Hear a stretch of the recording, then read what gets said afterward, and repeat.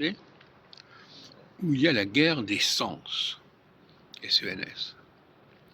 Il y a des gens qui sont marqués par les sens olfactifs et gustatifs, et les gens qui sont marqués par les sens auditifs et visuels.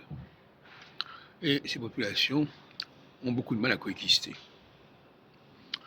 Et je crois que l'avenir voudra qu'elles ne se rencontrent que de façon très ponctuelle, notamment dans les transports en commun, etc. Parce que leurs valeurs ne sont pas du tout les mêmes. Ce qui est bien pour l'une est mauvais pour l'autre, et inversement, comme dirait Pascal à propos des Pyrénées et des Loirs, des deux côtés des Pyrénées. Donc il y a un malentendu inhérent, c'est même pas un malentendu, il y a une division du travail qui est voulue par le système de la création, qui fait que les hommes et les femmes ne peuvent pas se rencontrer. Pourquoi je parle des hommes et des femmes? Parce que d'une certaine manière, je pense que les hommes sont marqués par le visuel et l'auditif, et les femmes sont marquées par le goût et l'odorat. Cela dit, il peut y avoir des hommes qui sont plutôt féminins et les femmes plutôt masculines, c'est un autre problème. Donc, les narines, par exemple, eh bien, quelqu'un qui a des narines extrêmement sensibles va repérer immédiatement tous les problèmes d'odorat fâcheux qui peuvent se produire autour de lui. Alors, il faut bien reconnaître que les sens olfactifs et gustatifs sont plutôt ceux qui sont communs avec les animaux. Une souris, un pigeon, un chien, un odorat très développé. Une chasse.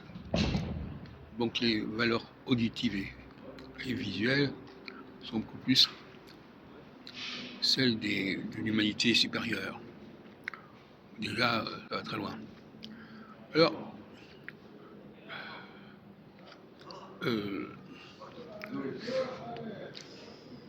ces deux populations sont utiles.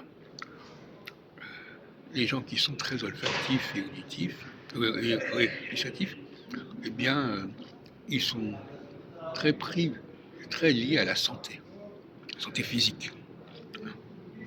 Dès que quelque chose sent mauvais, c'est qu'il y a un problème d'hygiène. Hygiène vestimentaire, hygiène corporelle. Donc c'est normal qu'il le signale. Mais, en revanche, dès qu'il s'agit de signaler des aberrations systémiques, des aberrations intellectuelles, chez les femmes, il n'y a plus personne. Elles sont complètement incapables de repérer les choses. Elles vont cohabiter avec des systèmes complètement débiles sans sourciller. Alors que les hommes, eux, en tout cas ceux qui sont les plus doués, que j'appelle les adamiques, eux, ils seront caractérisés justement par leur hypersensibilité auditive et visuelle. Voilà donc ce qui est une distinction majeure. Je dirais que au niveau des tests, l'astrologie, ce qu'on appelle l'anthropocosmologie, doit s'ancrer là-dessus. C'est-à-dire qu'il faut savoir si la personne est marquée plutôt par l'auditif et le visuel, ou plutôt par le gustatif et l'olfactif. Et ça va déterminer une sensibilité différente au niveau cosmique.